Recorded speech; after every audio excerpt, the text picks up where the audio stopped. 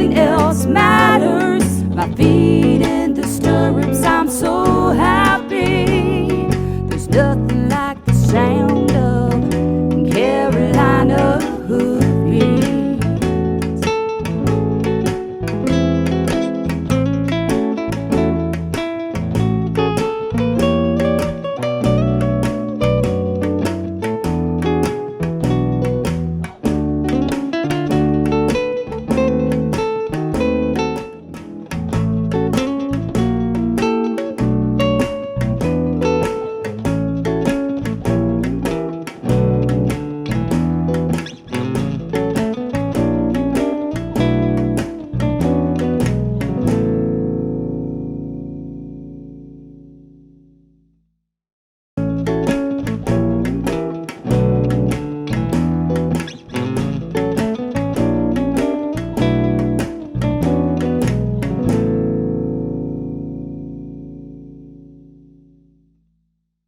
We're here in Rocky Point, North Carolina at Teana Hodge's farm. Teana was voted one of the top trainers in our state, so we decided to come down today and give you guys a chance to get to know her, and let's see why she was voted one of the top trainers.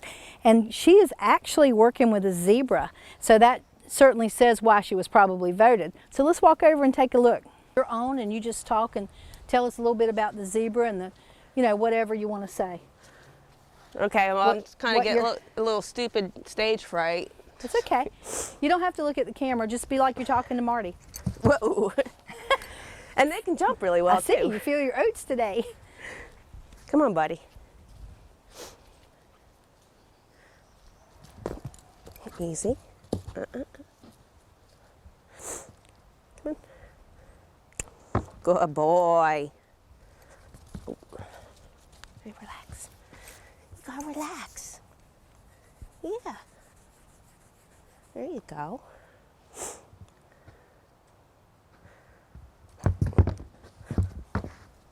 One foot.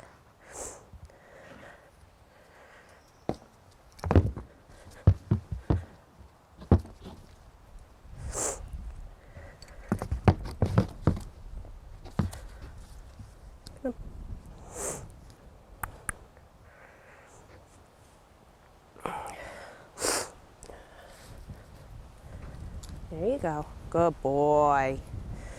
There. There you go. Good boy. 1 foot at a time. That's a good boy. Yeah. There we go. Good boy. And what I'm trying to do with him is get him to put 1 foot at a time on, because obviously he can jump right across it, but that's really not the goal. I want to be able to ask him for one thing at a time. And we do that a lot with pressure and release with him. Train him the same way that you train any horse or donkey or anything else. But everything that he does is a lot more sensitive and a lot quicker than everything else. So I really need him to understand to slow things down. He's very much in tune with his fight or flight, and he's really good at the flight part. So just trying to get him to relax has been one of the biggest challenges. He was nothing but a ball of nerves when he got here. So he'd done a lot of just standing and relaxing. Once he relaxes, then I can teach him anything. But when he's a ball of nerves and just scared to death, I mean, you're not going to learn like that, and neither is he or anybody else. Right. But the other challenging thing about him has been his age. I mean, he's right now, he's 5 months old. And as a 5-month-old, he just wants to play. Play, play, play. So you're always having to rework your lesson plan with him. So it's fun for him, but he's still learning because I mean, he's got a fairly important job of being a petting zoo, where he's going to have lots of young people who just want to sit there and touch and play with him, but not in the way that he wants to play. He wants to run, kick, bite, yada, yada, yada. Where the kids, I mean, they're going to be jumping around, screaming and whatnot, and petting them, and that's something that we had to work with. And You know, I know I looked funny out here just screaming, running, and jumping on fences, and he thinks it's funny now, but in the beginning he was trying to jump out the other window. He's gorgeous. He's fun, he really is. And we've tried to really work on his brattiness, just because he was bottle fed. A lot of your equines, they get kind of real bratty when they don't have their mother to teach them not to, that you can't bite and jump and kick whenever you want. So I've put him in with the Mustang, I put him in with the older horses, with the donkey, just so he can get some of that language that you know, he never really got, because he was weaned so young.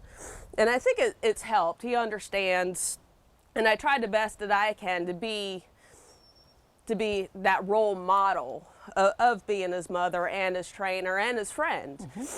I don't want him to be scared of me, but he does need to respect me and anybody else that wants to work with him. That's one of always my training principles, is got to be fun, it's got to be safe.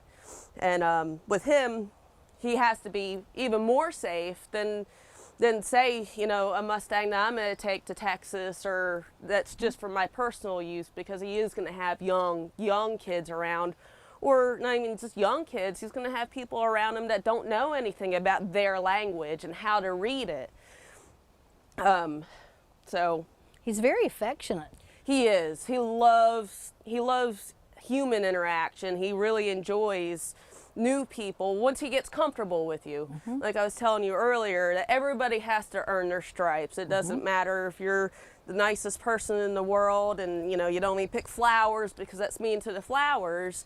He still has to make you earn your stripes. And not he does anything mean, but I mean, he just needs to know that you're not going to kill him. Sure.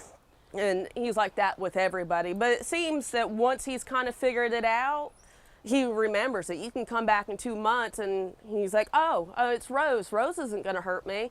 And then he wants to play. He wants to chase you. He wants you to chase him. Or just sitting here loving scratching him. He loves to be scratched. I'm dying to pet him. The other challenging thing was finding a halter that fit him. I bet. He was first here, even the weanling halters were way too big on him. He got delivered in a goat halter. Oh, wow. Which would quickly outgrew him, and it started kind of growing into his face. So I had to take the halter off a lot sooner than what he was truly ready for, because it was starting to dig into his nose and whatnot. But again, I go with safety over anything else.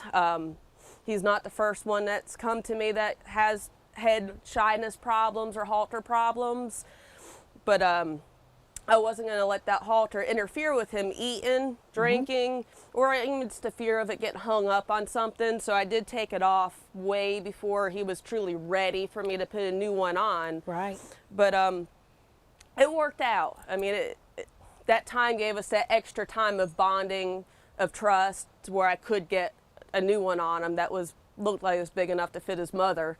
But now he's starting to kind of grow into it. And his name is Marty? His name is Marty. He belongs to L&W Petting Farm. They're off of Highway 53. They got a whole bunch of neat animals over there. And I was lucky enough to be able to train him.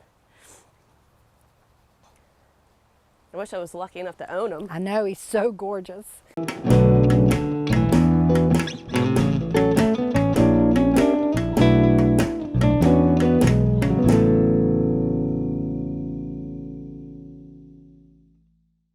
13.7 minutes, somebody commits suicide in the United States. Join us in Tryon, North Carolina at the Fence Equestrian Center for a 5-day event like no other. On October 20th through the 24th, we are raising funds for suicide prevention and awareness. We have clinicians coming from all over for the entire 5-day stay, and we'll be given demos as well as clinics and lessons throughout the event. Please join us at lionslegacyrideforlife.com for more information. If you're interested in a career working with horses, then Martin Community College is the place for you. MCC's Equine Technology program is the only one offered among North Carolina's 58 community colleges. The program is management-oriented with classes in breeding, nutrition, training, riding, equine health, and more. Graduates can leave MCC prepared to work in recreational and racing barns, breed to discipline-oriented farms, or assistant farm management. For more information, contact Martin Community College today. He hits the end of the lead line and he stops. They retain everything very well, which is a little bit more of a challenge with him because, you know, if I let him get away with keep on pulling on this rope, he's going to do it 20 times worse to everybody else. So there is a lot of patience with him of getting him to relax. So once he relaxes, he's going to stand like a gentleman, like he's supposed to. They definitely teach you just how to slow down. It's not just him. I mean, I've worked with a lot of damaged horses. Some of them been abused. Some of them just had, you know, training that wasn't right for them. I'm not sure that there's a such thing as bad training, but I think there's a way to train each horse. And some trainers just kind of get locked into, this is my method and this is the only thing that I use. To where I use a method of what works best for this horse. Because what worked for him necessarily is not going to work for the mare over there or the gelding over here. I try everything, and you know, I'm one of those people where I sit in the pasture and I watch them. I watch them interact with other animals, and I understand what works for them in that pack. And next time we step back in the round pen, I'll try what that lead mare was doing to get what she wanted.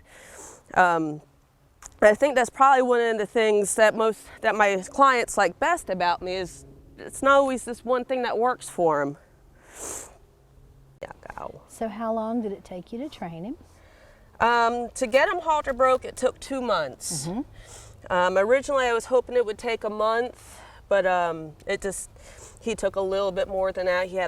He was very much intact with his flightness, mm-hmm. and just trying to get him to relax to the point where he could learn took a lot.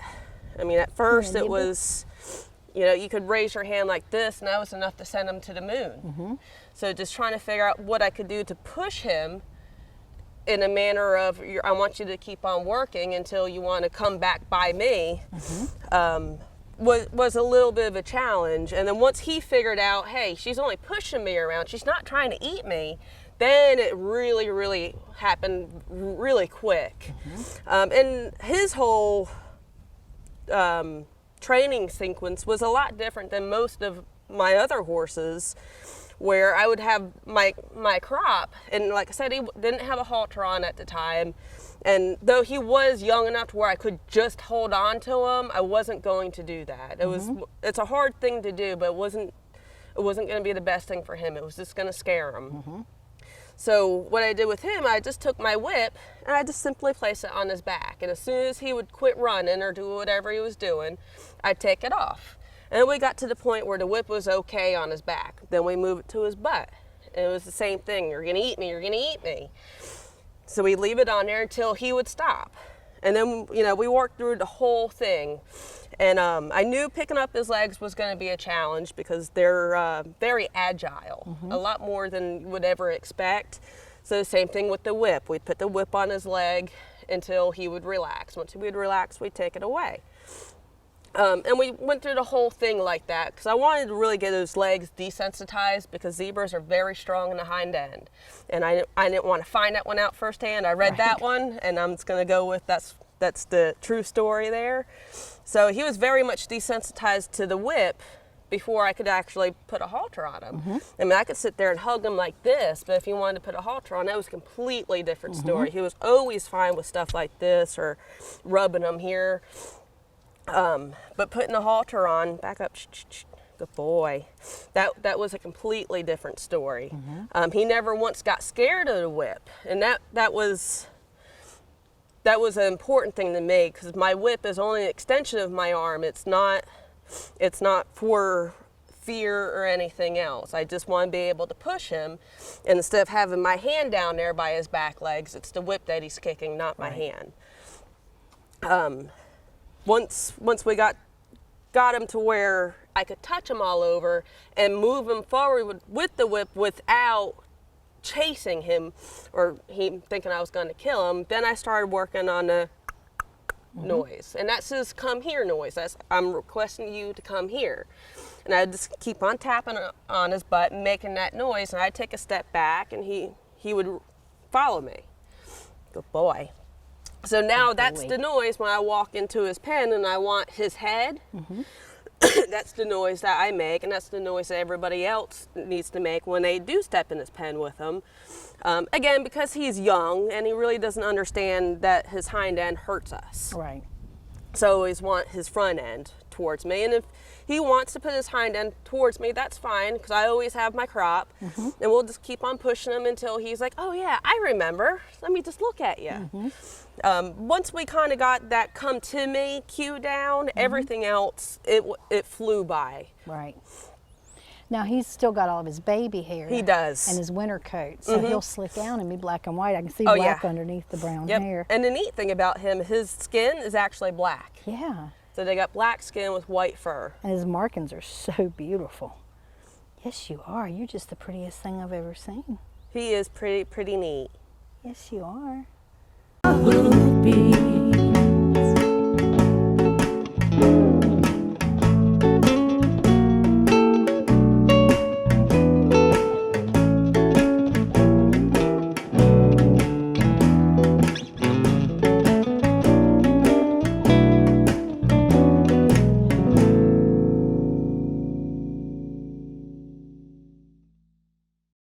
My name is Scott Brookins, and I am the owner of Brookins Construction and MD Barn Master of the Carolinas. At MD Barn Master, we have the best warranty in the business. We have a variety of designs to choose from.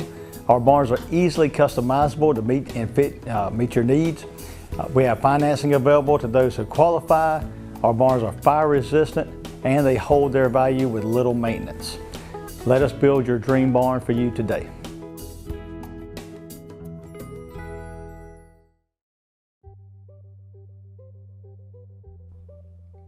You've worked hard and carefully planned your career.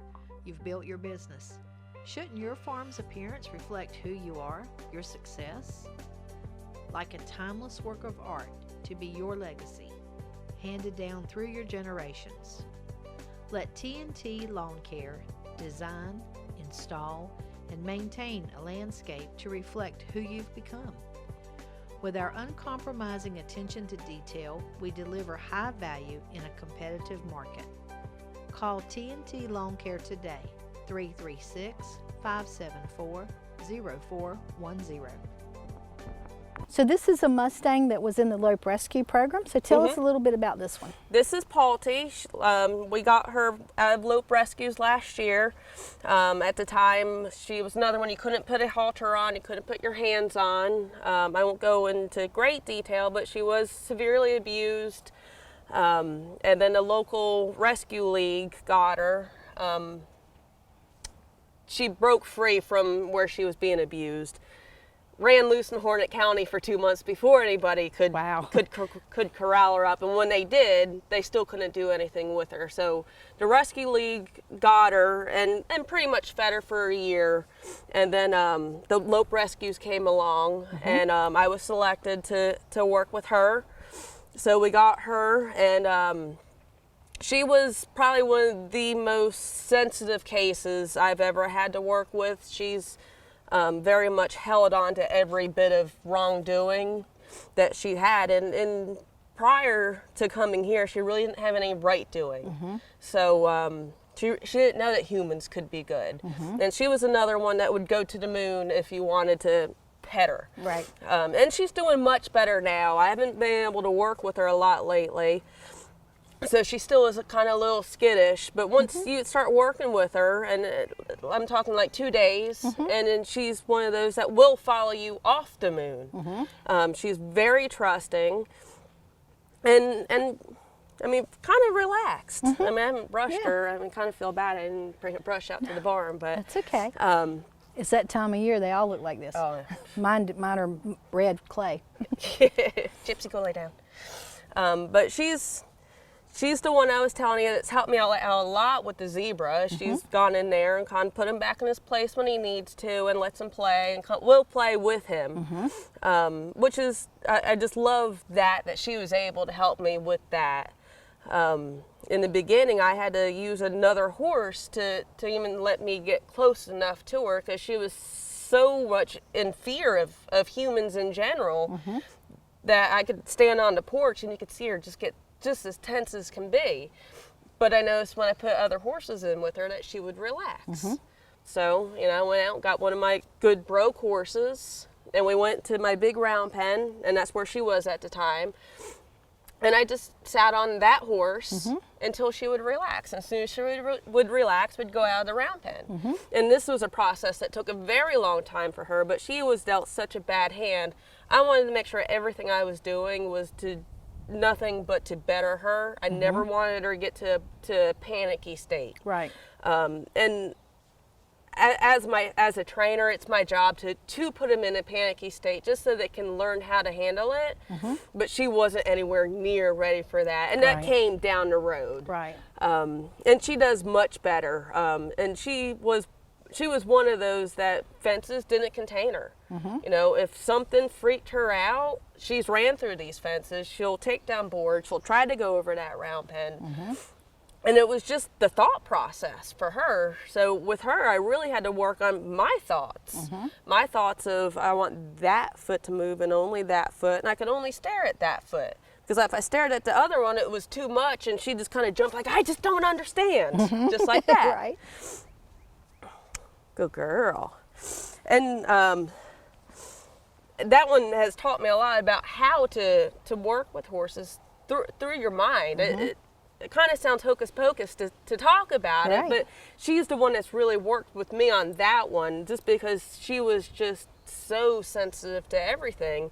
And it wasn't just because of her abuse, that's just the dynamic of her herd. I've talked to people who've gotten Mustangs from Sulphur, Utah, and they're all like, man, these horses, they're like deer. They're deer-like reactions. And so it's not just her background, it's also her breeding. But she's one of the sweetest horses, and she'll do just about anything that you ask her. She has had a saddle on. I've put a little bit of weight in the saddle, but then life happened, and we kind of stopped, and we'll pick it up once we kind of dry back out. Right. But she's been a fun horse, and if she never does find that perfect home, that'd be okay with me.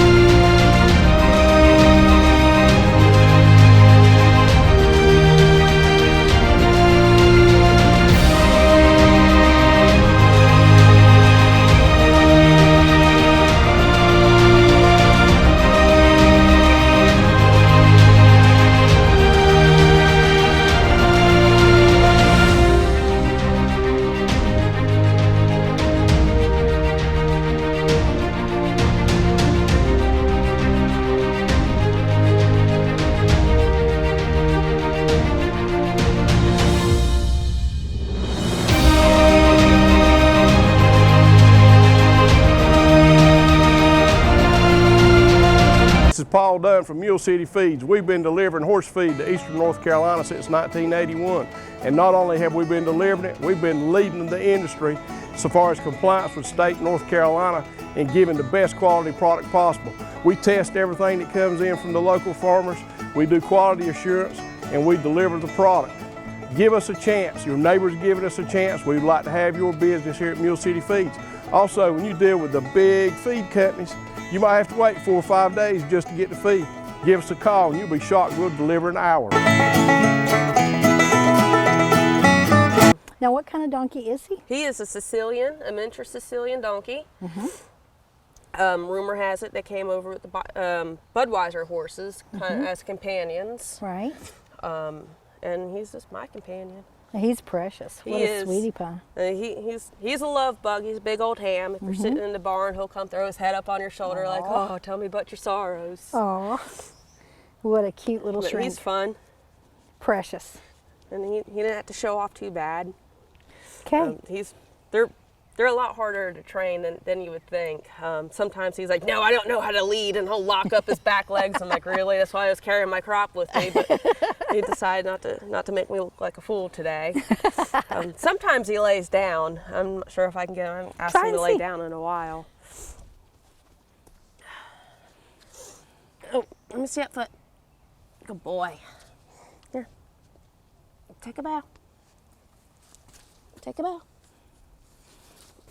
I've never. There you go. Good boy. Let's go with the bow today. Good boy. Nope, ground's too wet for me to get down on. But that was my fatal mistake of teaching him how to do that, because when he doesn't want to stand for the farrier, that's what he does. That's cute. But like I said, he's a lot of fun. I highly recommend everybody get at least one miniature donkey. I've never had a full-size one, but he's been a lot of fun. So I hope you've enjoyed meeting Teana Hodge as much as I have. What a beautiful and sensitive woman, and what a way with horses. My goodness, from a zebra to a donkey to a wild abused Mustang, this woman has a lot to offer. Hi, I'm Rick Peniston. I train my horse Jake to trust me and be brave in order to face the obstacle challenges and win in extreme cowboy races. It takes dedication, hard work, and innovation to train a champion.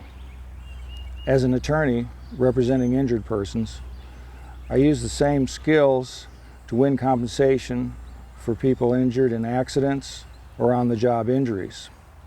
If you've been injured in an accident or on the job and need advice, call me. I want to hear from you.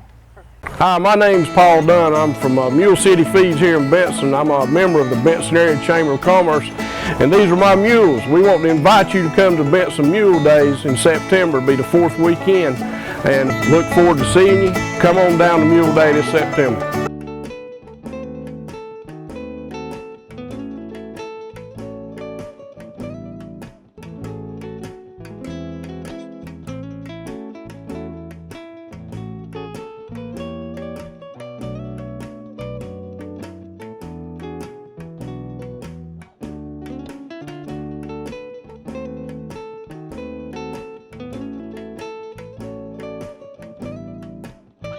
Sitting high